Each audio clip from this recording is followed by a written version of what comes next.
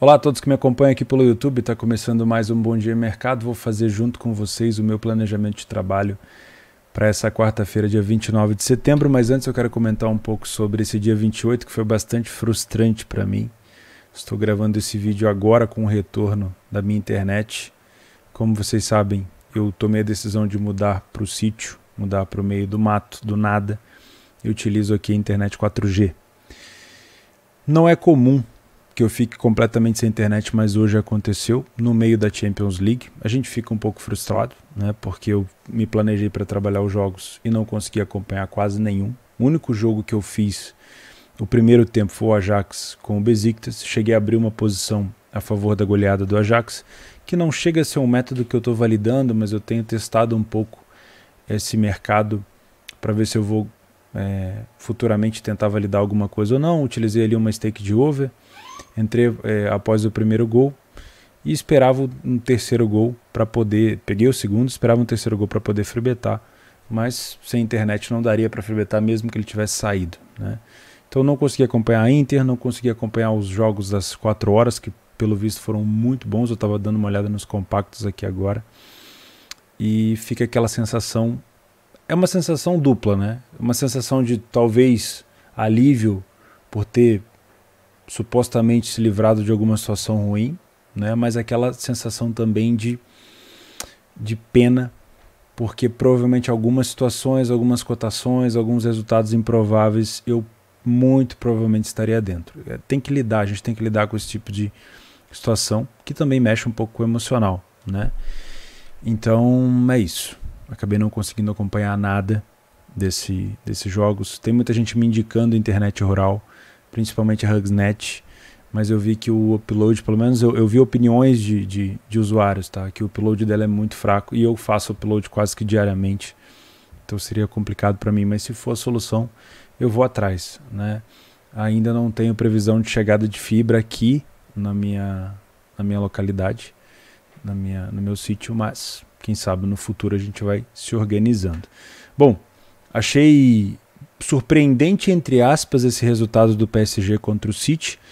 Não achei surpreendente o desempenho do ataque do City, que não foi um ataque do PSG, que não foi um ataque assim, que tirando o gol do Messi e um golaço do Gueye, não foi um ataque que levou tanto perigo para a defesa do City. Tá? Foi um ataque que ainda não está entrosado. O Messi deu uma entrevista hoje falando sobre isso, que eles ainda não estão entrosados, mas que mostraram um pouco de melhoria, né? Na parte defensiva, a minha surpresa positiva foi a entrada como titular do Donnarumma. Eu comentei ontem aqui que para mim o Donnarumma é um dos 3 melhores goleiros do mundo, do lado de Neuer e Ter Stegen, na minha opinião. Tá? E eu acho que esse jogo de hoje, tendo a melhor atuação, e se não fosse o Donnarumma, o PSG muito provavelmente teria talvez até perdido esse jogo, porque o Navas, apesar de ser um bom goleiro, ele engole muito gol bobo. Eu acho que a partir desse jogo o Donnarumma pega esse posto de titularidade e provavelmente não larga mais, a não ser que o Navas entre em alguma situação de Copa, tá? Porque o Donnarumma está a um nível muito acima, é uma prateleira acima hoje em dia, com todo respeito ao Navas, que eu gosto bastante, que me deu muitas alegrias no Real Madrid, quando lá eu trabalhava, mas o Donnarumma pede passagem em qualquer lugar e ele veio para ser titular, e hoje ele salvou o PSG. O City produziu para fazer pelo menos uns 2 gols nesse jogo e o Donnarumma salvou a vida do PSG, e teve obviamente o destaque também para o primeiro gol do Messi com a camisa do PSG, uma jogada típica que ele fazia no Barcelona, né?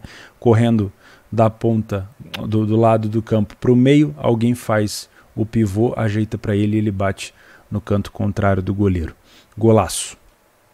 Outro resultado bacana aqui foi o Bruges com o Leipzig. Eu tinha separado esse jogo para trabalhar alguma coisa no mercado de gols, infelizmente não consegui fazer, mas o Bruges mostrou que não foi só aquele jogo contra o PSG, não. Eles realmente são muito organizados, são muito bons de contra-ataque e mostraram isso no dia de hoje. Venceram com 2 gols de virada no primeiro tempo ainda, e no segundo tempo seguraram o ímpeto do Leipzig. O Leipzig começa com 2 jogos e 2 derrotas e agora já fica bem complicado num grupo que já é complicado por si só. Fica bem difícil agora a situação do Leipzig nessa classificatória. Tivemos uma goleada para cima do Porto, um placar até surpreendente, na minha opinião. Eu esperava uma vitória do Liverpool, mas não esperava tanto, né? O primeiro tempo ficou 2-0 Liverpool, e uma goleada no segundo tempo. Achei um placar exagerado. O Porto, que conseguiu um empate com o Atlético Madrid, perde para o Liverpool, perde um saldo de gols interessante, fica com -4 de saldo, né? Viu o Atlético de Madrid, que havia empatado, venceu o Milan, e agora vai ter que penar um pouquinho para tentar buscar essa classificação. O Milan, nem preciso dizer, abriu o placar e depois do vermelho acabou tomando uma virada lá no finalzinho. Não sei se eu estaria nessa posição, muito difícil dizer. O Ajax está aqui o jogo para vocês. Eu não achei que o Ajax entrou bem em campo, para ser sincero, por isso que eu não tinha entrado antes nesse mercado, não mexi no match odds. Mas após o primeiro gol, o Ajax teve todo esse volume aqui, que foi onde eu peguei o segundo gol. Saiu tarde até o segundo gol. E aí daí para frente eu não consegui acompanhar. Mas foi um jogo onde o Besiktas estava extremamente desfalcado. Muita gente avisou isso aqui depois do vídeo. O Besiktas já vinha numa situação difícil porque tinha perdido o primeiro jogo para o Dortmund. Entraram praticamente sem zagueiro titular. E depois do primeiro gol, aí realmente a vaca deitou, como a gente costuma dizer. O Besiktas não tinha muita escolha. Acabou que segurou um pouco de saldo, né? Dos males o pior. Porque o Sporting também perdeu. E dos males ali o pior, dos males o melhor, quer dizer, o Besiktas conseguiu tomar pelo menos só 2 gols, num jogo onde ele poderia ter tomado bem mais, né? Então pelo menos no saldo eles estão com -3, o Sporting está com -5, tá? E o Sporting perdeu para o Dortmund por 1-0, um jogo onde a gente esperava um Haaland titular e o Haaland não jogou, pelo visto realmente o Haaland está machucado, não sei a gravidade do problema. O Daniel Malen, que veio lá do futebol holandês, conseguiu marcar esse gol para o Dortmund. O Dortmund, que consegue 2 vitórias, já coloca um pezinho ali numa possível classificação também. Shakhtar e Inter 0-0. Quem viu o jogo falou que foi um jogo bem, assim, com boas oportunidades. Eu esperava bem mais da Inter, para ser sincero. Até tinha colocado a Inter para analisar um possível back, mas em momento algum aqui deu leitura para back, pelo que eu estou vendo na Inter. Pelo contrário, o Shakhtar até teve momentos surpreendentes. Então, provavelmente seria um jogo onde eu não teria clicado no match odds, tá? E o principal resultado do dia, talvez um dos maiores resultados, maiores surpresas da história da Liga dos Campeões, foi a vitória do Sheriff para cima do Real Madrid. Eu cheguei a comentar que eu não duvidaria de um gol do Sheriff para cima do Real, porque a defesa do Real realmente é muito ruim. O Real Madrid chutou 31 vezes no gol do Sheriff. Foi um abismo de volume ofensivo do Real Madrid. Todo mundo já esperava por isso. Mas futebol é isso, cara. 11-11, uma coisa absurda, né? Situações improváveis. Aqui talvez, dependendo se eu tivesse com algum lucro no jogo, eu teria, com as minhas formas de trabalhar, porque eu sou bem ousado nessas situações, talvez eu pudesse ter pego esse gol aqui do Thiel, Sebastian Thiel, aos 89. Um golaço, né? Tudo parecia se encaminhar para uma virada do Real Madrid, deu um penal ali que, né, o juiz parecia que estava bem da casa e o Sheriff conseguiu vencer esse jogo. Eu repito, para mim, uma das maiores surpresas da história da Liga dos Campeões, um time da Moldávia que nunca tinha participado da Liga dos Campeões, com 2 jogos, 2 vitórias, líder do grupo. E olha, vou dizer, pode classificar para as oitavas, né? Tem mais uma partida em casa contra a Inter, vai fazer os jogos fora de casa, tem que dar aquela administrada, tentar somar pontos, mas dependendo da situação, olha, podemos ver aí um Sheriff Tiraspol se classificando para as oitavas de final. Seria bonito de ver, tá? Uma coisa interessante desse jogo é que você vê que o ataque do Real não foi mal, porque o ataque do Real produziu muito. Do meio para frente o Real Madrid produziu muito, o que falhou foi defensivamente, né? Principalmente o Courtois não teve culpa em nenhum dos 2 gols, foram 2 belos gols, mas a zaga do Real Madrid ainda precisa melhorar muito mesmo, né? Um conjunto de defesa do Real precisa melhorar demais mesmo. Bom, e aí temos o jogo do Galo, que ainda não começou, vai começar daqui a pouquinho. Eu quero assistir esse jogo, talvez trabalhar, quem sabe se eu consigo na internet.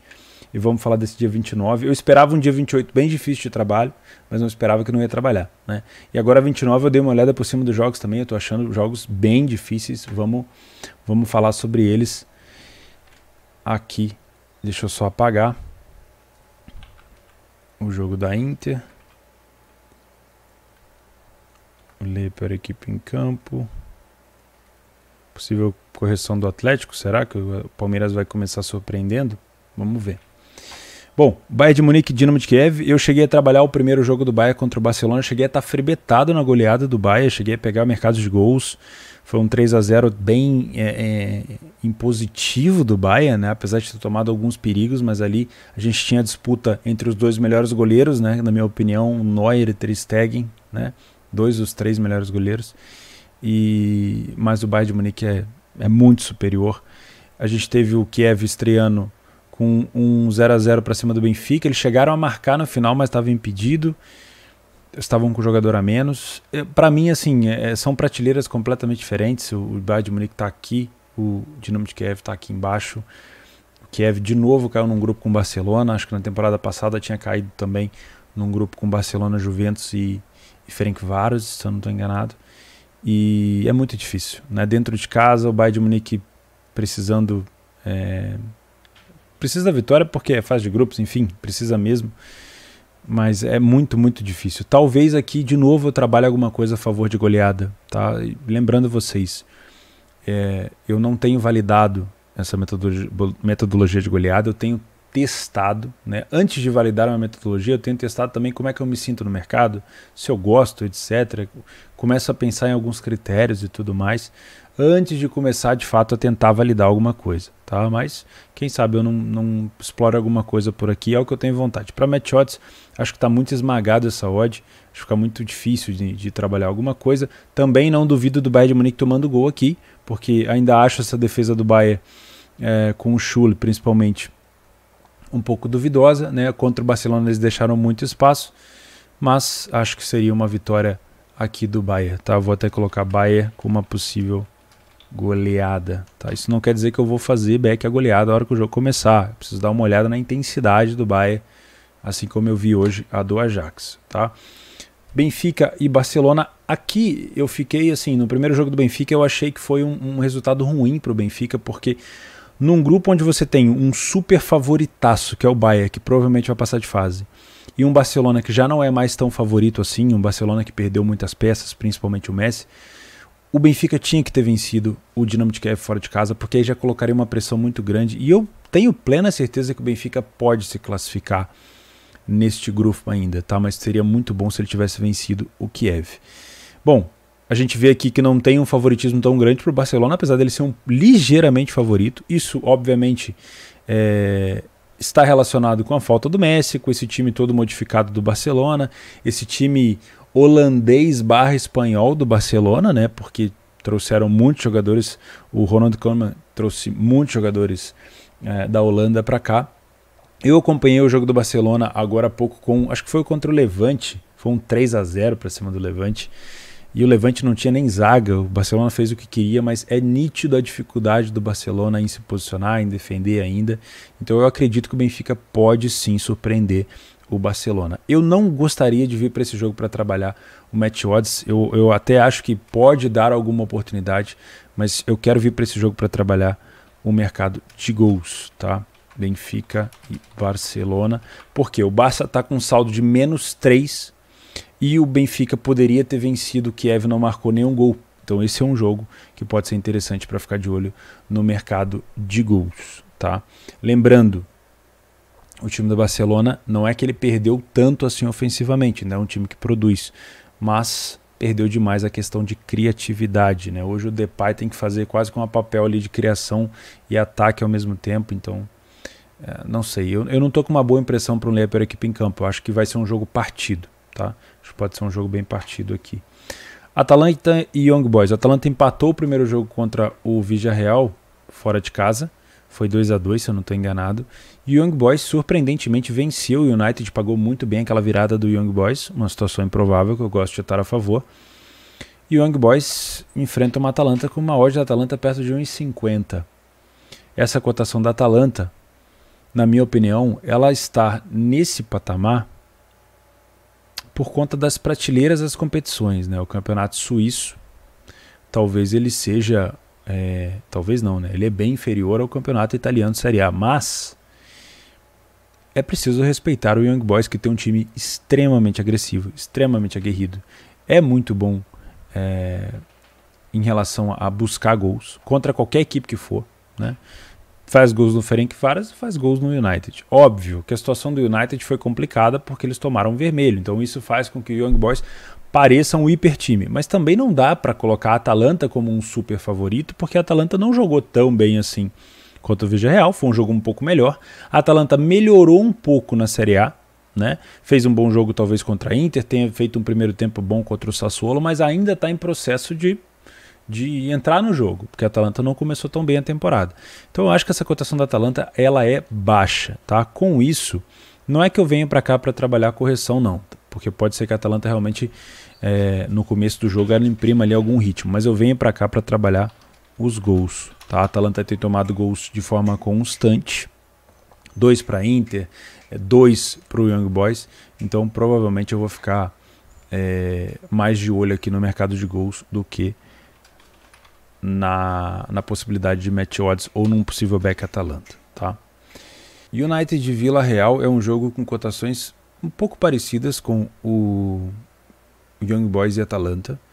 O United vem mordido porque acabou perdendo o primeiro jogo de virada, teve o gol do Cristiano Ronaldo, mas depois a bobeira do Wan-Bissaka acabou prejudicando um pouco do time, e aí a bobeira maior ainda do Lingard, que entregou aquele gol no final, fez o Young Boys marcar o 2-1. Eu consigo entender por que essa cotação do United está aí, e eu consigo entender, né, o favoritismo, tá? Mas por que eu não venho para trabalhar o United em back? Pelo mesmo motivo que eu não vim para trabalhar o United em back contra o Young Boys fora de casa. A defesa do United tem bons nomes. Aliás, deixa eu corrigir. A defesa do United tem excelentes nomes, mas a defesa do United ainda erra demais. Erro individual. O time ainda erra individualmente demais, tá? Então, na minha opinião, é um jogo difícil. Eu não vou colocar nada aqui, não venho para trabalhar nada inicialmente, e eu quero ser surpreendido pelo United para trabalhar esse back. Não venho para trabalhar a United, aqui eu não vou fazer, tá?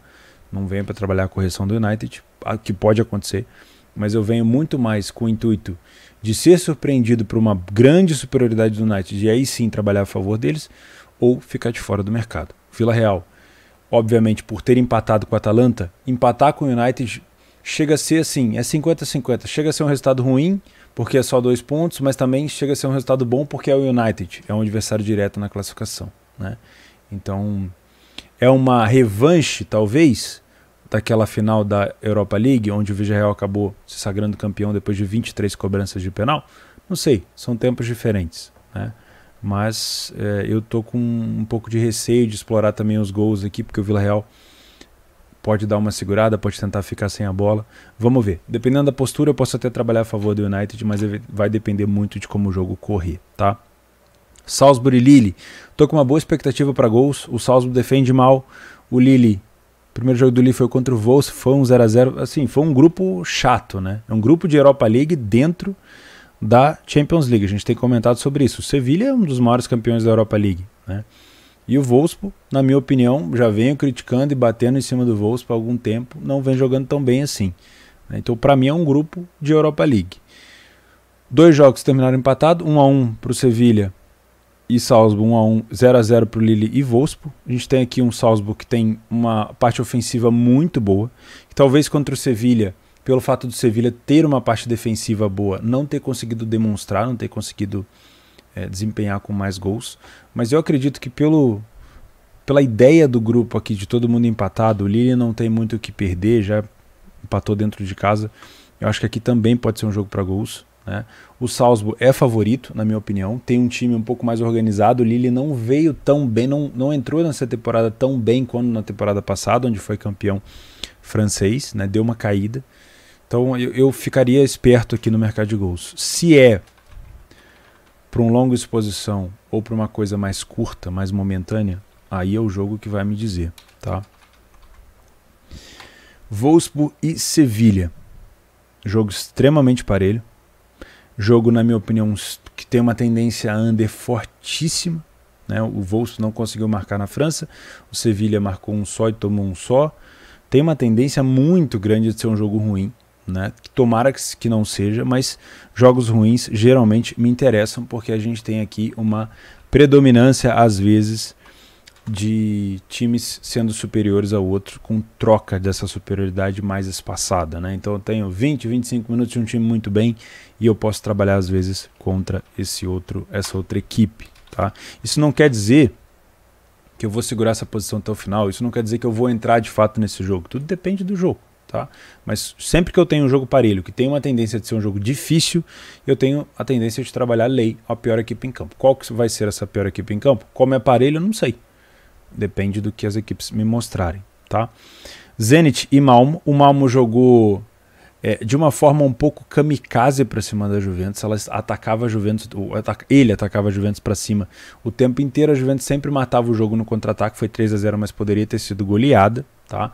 Se a defesa da Juventus não fosse tão boa, eu acredito que o Malmo poderia ter feito pelo menos um golzinho. Não é que o Malmo tenha assim um super ataque, mas a defesa da Juventus se defendeu bem. E o Zenit, depois de ter, como é que eu vou dizer, perdido, acho que foi no finalzinho que eles acabaram tomando gol pro Chelsea, né? Eles seguraram muito bem, e aí no finalzinho acabaram tomando gol. Se eu não me engano foi um gol do Lukaku.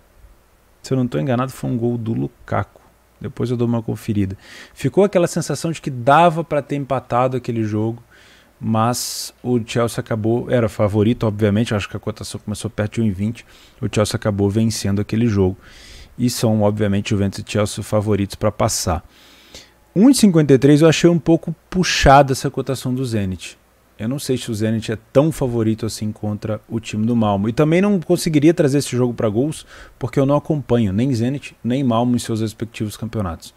O que eu vi do Malmo na pré-Champions, se eu não me engano eles jogaram contra o Ludogorets, foi uma defesa fraca, mas não tão testada. É visível isso no jogo contra a Juventus. Então, se vocês conhecerem essas equipes, por favor, me ajudem aqui nos comentários a meio que elucidar um pouco meu pensamento sobre esse jogo. Mas, por enquanto, deixo de fora.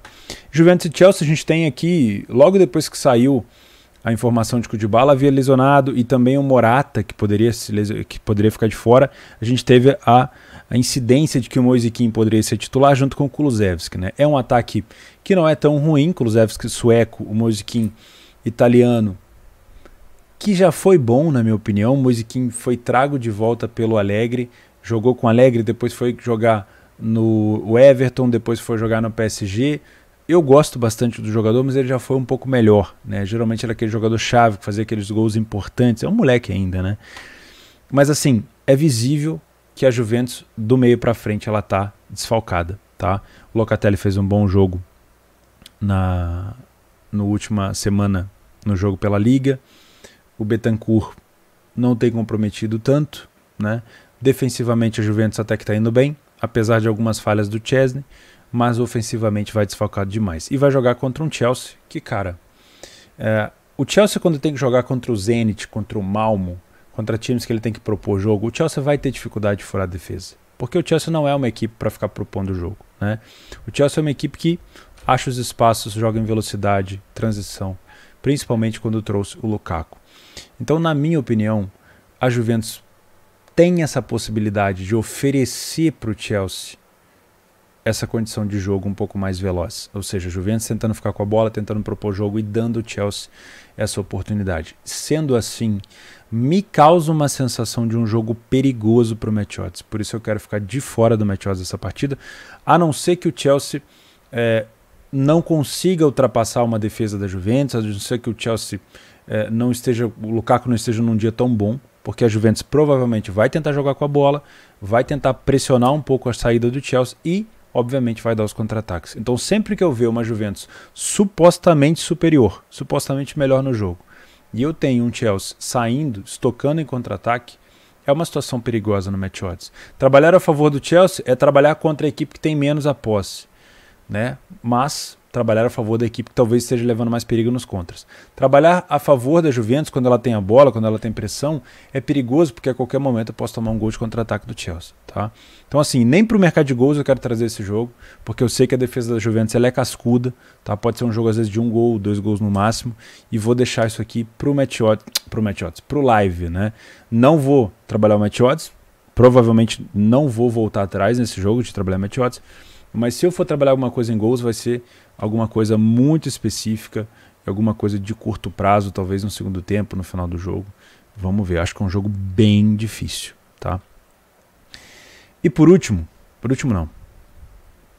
não, ainda tem a Sul-Americana. Temos um Barcelona e Flamengo, o primeiro jogo foi 2-0 para o Flamengo dentro de casa, não jogou tão bem assim o Flamengo, defensivamente falhando bastante, o René falhou muito, eu tive a oportunidade de ir no estádio ver esse jogo, então assim, eu posso dizer para vocês que o Andrés Pereira jogou demais, né? O Flamengo vai ter o time ideal contra esse Barcelona, com a volta do Arrascaeta, com a volta do Felipe Luiz, mas tem algumas peças ali que estão um pouco abaixo. O Bruno Henrique ainda está voltando, apesar de ter decidido o jogo de ida, ainda está voltando de uma lesão, está pegando o ritmo de jogo, né? O Gabigol não tem feito tanto gol assim, tem jogado muito mais pro time.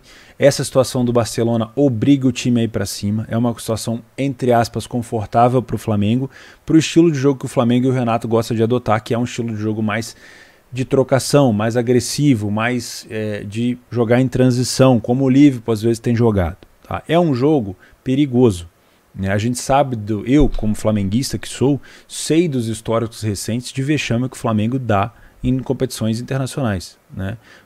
Assim, é nítido. Né? Quem é flamenguista não consegue estar confiante para esse jogo. Né? Mas analisando como um trader, eu acho que é um jogo muito bom para o mercado de gols. Isso é óbvio. Por quê?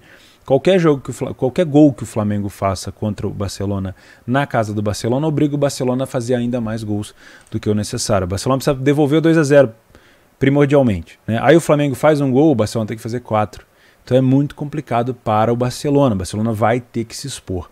Match odds aqui é muito difícil, porque mesmo que o Flamengo surpreenda e faça um jogo aqui de posse, de marcação-pressão, de imposição, e coloque o Barcelona para trás, vira e mexe, o Barcelona vai sair em contra-ataque para cima do Flamengo. Mas não deve ser isso que vai acontecer. Deve ser um Flamengo tentando sim manter a posse ali no meio, mas um Flamengo chamando o Barcelona para cima para jogar no seu contra-ataque. Né? E muitas das vezes, em algumas situações de jogo, o Flamengo sendo encurralado lá atrás pelo Barcelona, porque o Barcelona tem a necessidade, e o Flamengo puxando o contra-ataque com o Bruno Henrique, com o Gabigol e com o Arrascaeta. É complicado, tá? É um jogo que tem a tendência de gols. Eu não duvido que o Barcelona pode tentar sim complicar a vida do Flamengo, né? O Barcelona já conseguiu, mesmo precisando de 2 gols, tirar uma vantagem que o Vélez lá da Argentina tinha aplicado, né? Então é um time bom. Ali no Rio deu trabalho, lógico que depois que ficou com um jogador a menos, recuou para se defender, mas deu bastante trabalho, principalmente na bola aérea. O Diogo Alves trabalhou demais, então eu acho que esse jogo aqui é para o mercado de gols. Barcelona e Flamengo. E eu vou lembrar vocês sobre a super promoção para esse jogo. A Betfair está oferecendo uma cotação de 12 para o Flamengo se classificar. Lembrando, o Flamengo já entra com uma boa vantagem, não é certeza de que o Flamengo vai se classificar, mas uma odd de 12 é uma odd de 12. Né? Provavelmente essa odd deve estar muito baixa normalmente, mas é claro, sempre gosto de pontuar aqui para vocês, ninguém dá dinheiro de graça. Leia as letras miúdas da promoção, clica nessa página aqui embaixo antes de se registrar, isso aqui é para novos usuários, e role para baixo aqui, ó, e dê uma olhada no que eu preciso fazer e como eu irei ganhar o bônus, beleza? Tá tudo explicado aqui e você pode apostar no máximo R$10. Voltando para cá, já tendo dito da promoção, outro jogo que eu quero trabalhar no mercado de gols, porque a situação é exatamente igual, é Libertad e Bragantino. O Bragantino também venceu por 2-0 aqui no Brasil, aqui em São Paulo, e vai jogar fora de casa no Paraguai contra o Libertad, podendo tomar um gol, e se fizer um, obrigando o Libertad a fazer ainda mais. É a mesma situação do Flamengo, e o Bragantino é um time que joga muito melhor de forma reativa no contra-ataque do que propondo o jogo. Então esse jogo é a feição também para o mercado de gols, e é por aqui que eu quero me expor, tá? Libertad e Barcelona. Beleza? Bom, eu acho que é isso. Eu não vou falar muito de Série B porque os horários são similares, tá? Eu vou, assim, para quem fica me perguntando a minha opinião sobre os jogos, eu acho que o Bayern de Munique tem muito mais chance de vencer o Dinamo de Kiev. Acho que esse jogo do Benfica com o Barcelona vai ser muito difícil. Eu não consigo descrever nenhum de favoritismo aqui. Acho que o Barcelona não é tudo isso, não tem uma zaga tão encaixada mais. Acho que o Barcelona pode sofrer contra o Benfica aqui sim, mas para mim é um jogo para gols. Vejo um favoritismo da Atalanta, mas acho que a Atalanta sofre gol aqui contra o Young Boys, não consigo também cravar quem vai vencer. Acho que o United, pelo menos o gol do Cristiano Ronaldo, né, aquela coisa toda, pode ser um jogo truncado. Se o United sair na frente, é um jogo diferente do que aquele jogo arrastado 0-0 até o final, né? Então, o United tem toda a cara de um jogo arrastado até o final 0-0, ou de mamar um gol primeiro e ficar buscando um empate. É um jogo muito difícil.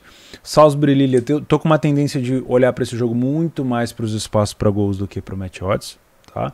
Wolfsburg e Sevilha tem tudo para ser um jogo merda, espero que não, né? Mas provavelmente vou estar por ali no match odds, tá? Zenit e Malmo, tenho pouco conhecimento sobre as equipes, qualquer coisa que eu falar aqui vai ser uma coisa sem muito nexo. E Juventus e Chelsea, pelo desfalque ofensivo da Juventus, eu não trago esse jogo para gols. Uma pena de Bala lesionar de novo. Pode ser um jogo com uma situação boa para o Chelsea, porque aqui o Chelsea vai conseguir jogar da forma que ele gosta contra Malmo e contra Malmo e Zenit. Provavelmente o Chelsea não vai conseguir, mas contra a Juventus é bem provável que o Chelsea consiga jogar dessa forma um pouco mais agressiva em transição e velocidade, usando muito o Lukaku ali na frente como homem de referência. Então, pelos desfalques da Juventus, acho que a Juventus vai ter vida difícil aqui, não me surpreenderia do Chelsea vencer esse jogo. Barcelona e Flamengo, para mim é jogo para gols, muito difícil dizer alguma coisa contrária disso. O Flamengo pode sim se complicar aqui, porque tem um histórico muito grande em relação a esses vexames. É um novo time, obviamente, o Flamengo foi campeão em 2019, mas o Barcelona não vai faltar para o Barcelona vontade, pode ter certeza disso. E aqui a mesma coisa para o Libertad e Bragantino. O Libertad não tem escolha, também acho que pode ser um jogo para gols. Fechado? Se você tem uma opinião diferente da minha, comenta aqui embaixo se você acredita em coisas que eu falei, se você tem informações sobre Zenit e Malmo, vamos trocar essa ideia aqui embaixo. E se você vai fazer alguma coisa da Série B, quiser me mandar algum tipo de análise sua também, para eu poder talvez explorar alguma coisa, porque às vezes os jogos às 21h30 não tá tão bom, a gente tem aqui um Vitória e Botafogo que é vice-líder do campeonato, não é tão bom fora de casa, continua com essa sina de não conseguir vencer tanto fora de casa, e o Vitória dentro de casa também não é tudo isso. Tem uma cara de um cheiro de empate forte esse jogo, mas o Botafogo eu gosto às vezes de acompanhar na Série B. Beleza? Bom, uma excelente quarta-feira para todo mundo, gestão de banca, espero que a minha internet colabore comigo, né? Espero que seja um dia bom para mim e para você, e se não for, que a gente tenha a cabeça para estar vivo amanhã. Um abraço.